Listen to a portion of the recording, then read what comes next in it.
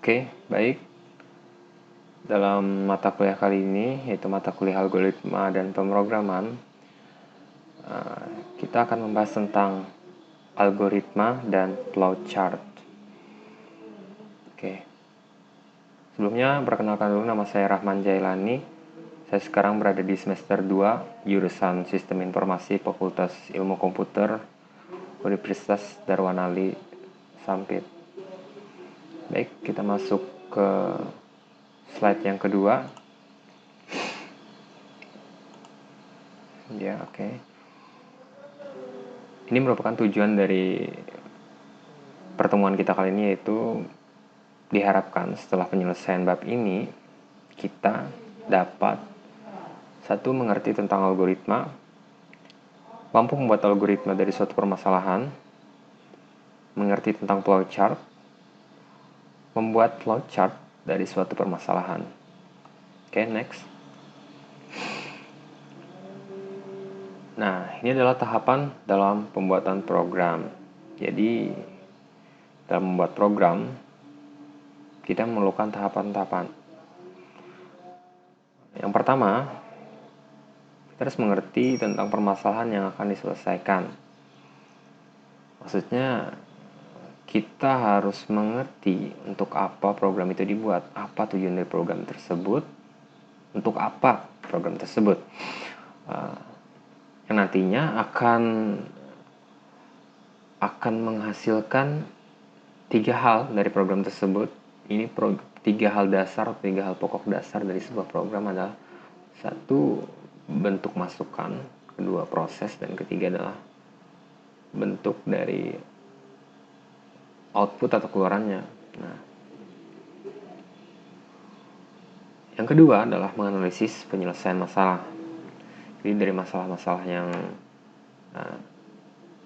sudah kita mengerti tadi akan kita analisa, dan selanjutnya setelah dianalisa baru kita bisa membuat algoritma dan flowchart. Nah, sebenarnya algoritma dan flowchart ini tadi adalah bagian daripada pembuatan program. Oke. Selanjutnya adalah menulis program. Ini bagian dari inti dari pembuatan program itu sendiri, yaitu menulisnya. Oke, selanjutnya melakukan testing setelah program selesai, dan terakhir adalah membuat dokumentasi program. Oke.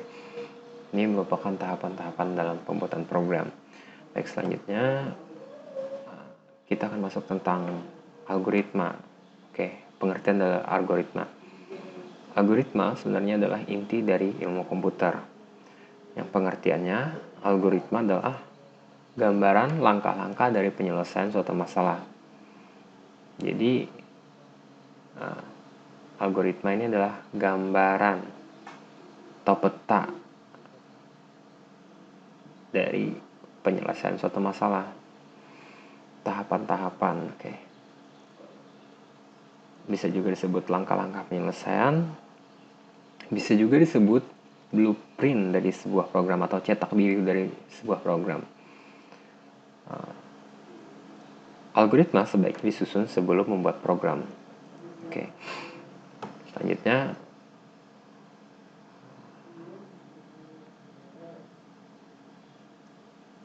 algoritma adalah langkah-langkah yang diambil dalam penyelesaian suatu tugas, yang mana penyelesaian ini dilakukan oleh si komputer.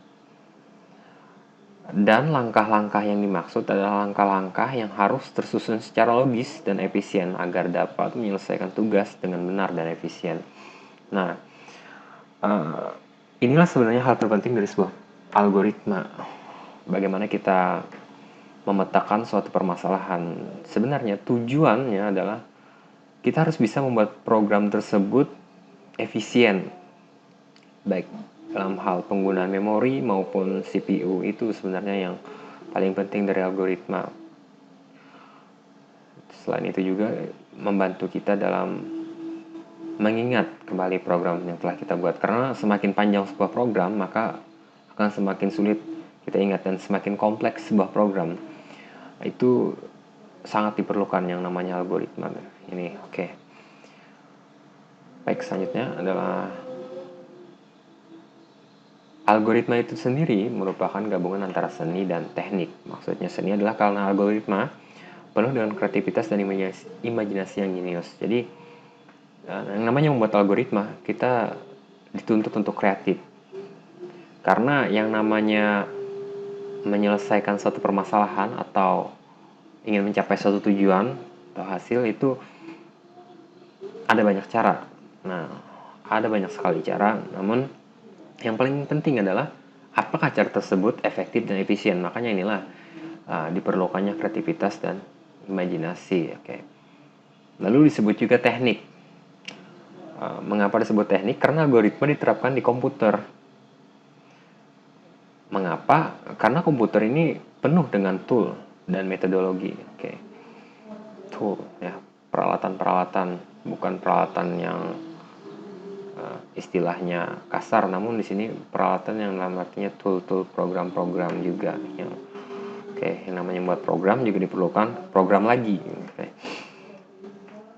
Metodologi maksudnya kita perlu metode khusus yang sesuai dengan masalah yang ingin kita selesaikan tersebut. Lanjutnya kriteria suatu algoritma. Nah, ini adalah kriteria dari suatu algoritma. Ada 3: complete, presisi, finite. Complete artinya lengkap, mulai dari awal hingga akhir. Artinya tidak boleh ada langkah yang terputus dari algoritma tersebut, mulai dari awal hingga akhir.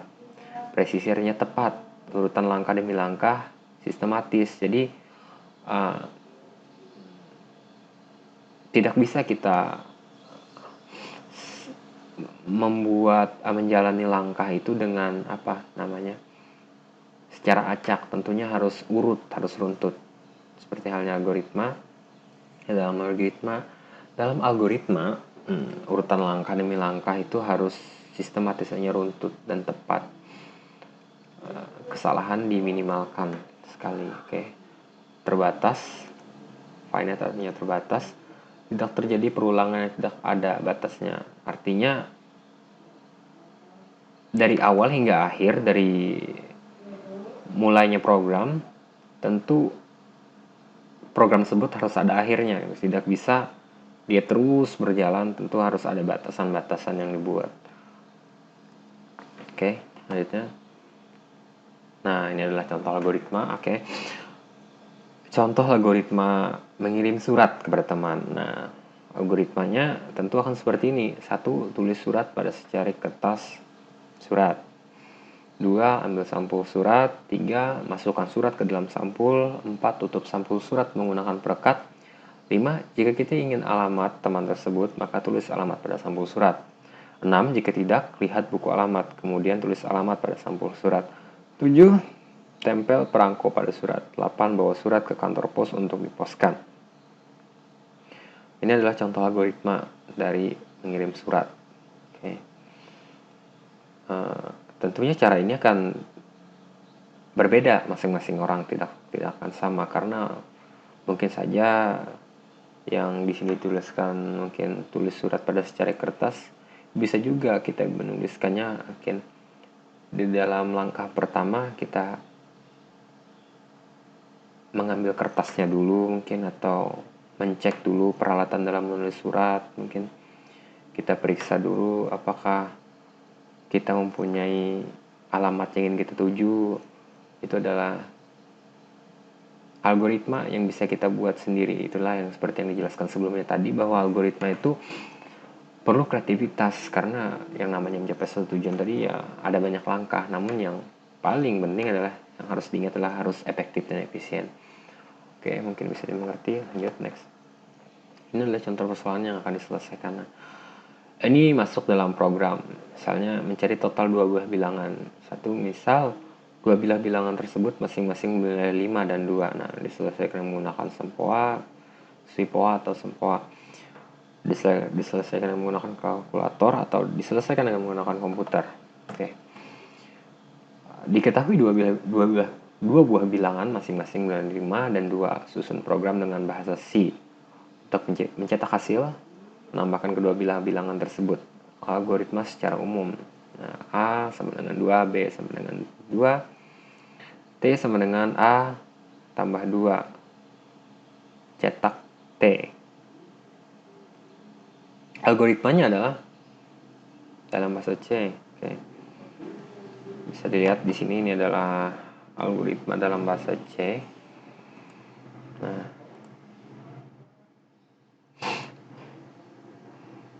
oke, kita lanjut lagi.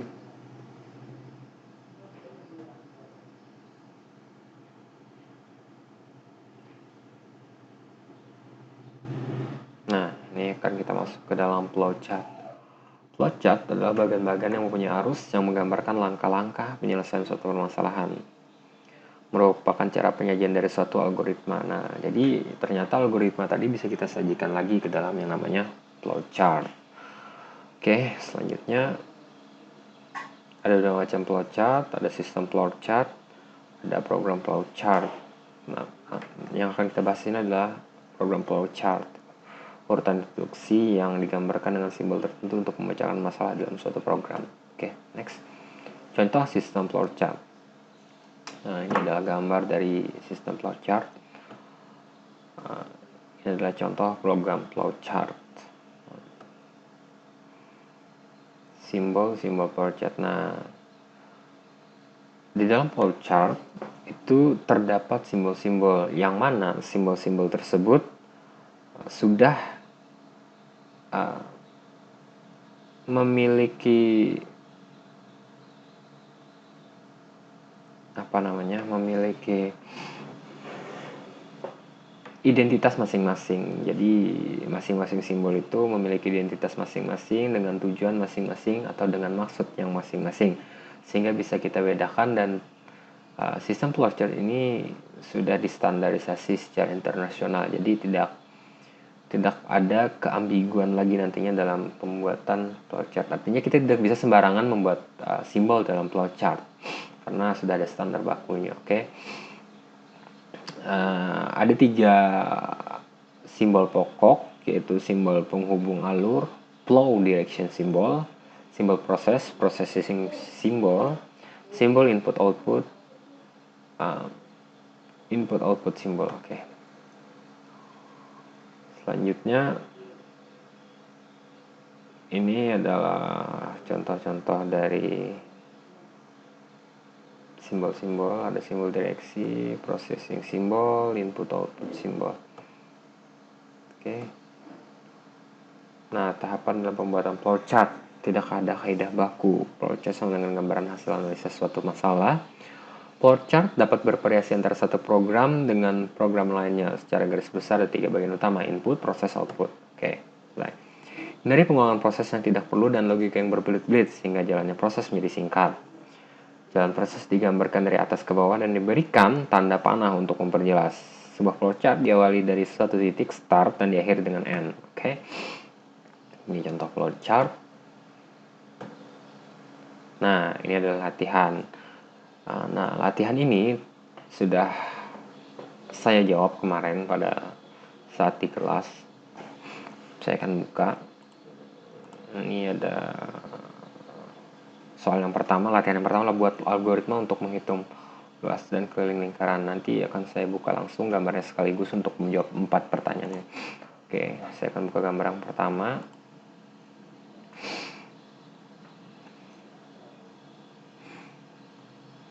Nah, ini adalah jawaban yang saya tulis dengan tangan karena lebih mudah. Kita lihat dulu, buatlah algoritma untuk menghitung luas dan keliling lingkaran dengan masukan berupa jari-jari dan buatkan flowchartnya. Oke.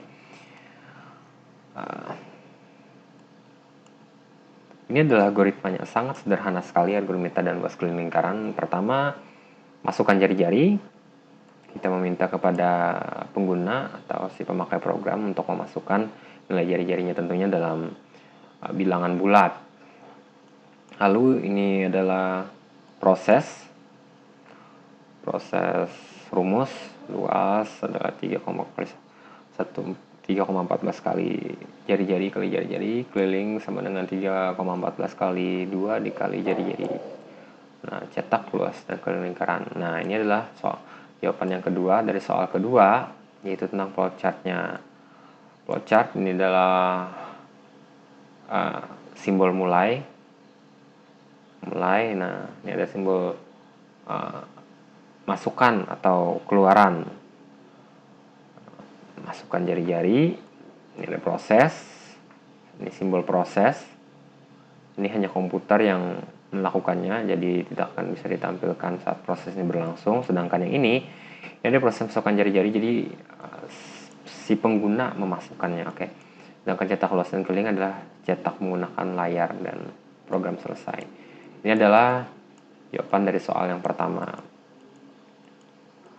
Nah, sedangkan di soal yang ketiga dan keempat, buat algoritma seperti nomor 1 dengan menambahkan pilihan untuk mencoba lagi atau tidak buat flowchart dari program tersebut. Nah, kita akan masuk ke gambar berikutnya. Nah, ini sama sebenarnya, cuman ditambahkan lagi algoritma baru, yaitu masukkan pilihan. Sederhana saja, ini sebenarnya algoritma percabangan, yaitu menggunakan logika if. Kalau misalnya kita menulis programnya nanti, jadi algoritma sederhana, masukkan pilihan, jika pilihannya ulangi langkah 1, jika pilihan tidak, selesai. Maksudnya ulang langkah 1 adalah langkah masukkan jari-jari. Oke. Untuk flowchartnya, start, masukkan jari-jari, proses, mencetak layar, lalu muncul lagi cetak layar, masukkan pilihan. Nah, ini meminta kepada pengguna untuk memilih. Jika pilihan ya, maka alurnya akan kembali ke masukkan jari-jari, dan jika tidak, maka akan berakhir atau selesai. Oke. Ini adalah jawabannya. Dan terus yang terakhir adalah latihan 2. Nah, untuk latihan 2 ini adalah jawabannya. Ini adalah algoritma latihan 2. Buatlah algoritma untuk memilih bilangan terbesar dari 3 buah bilangan.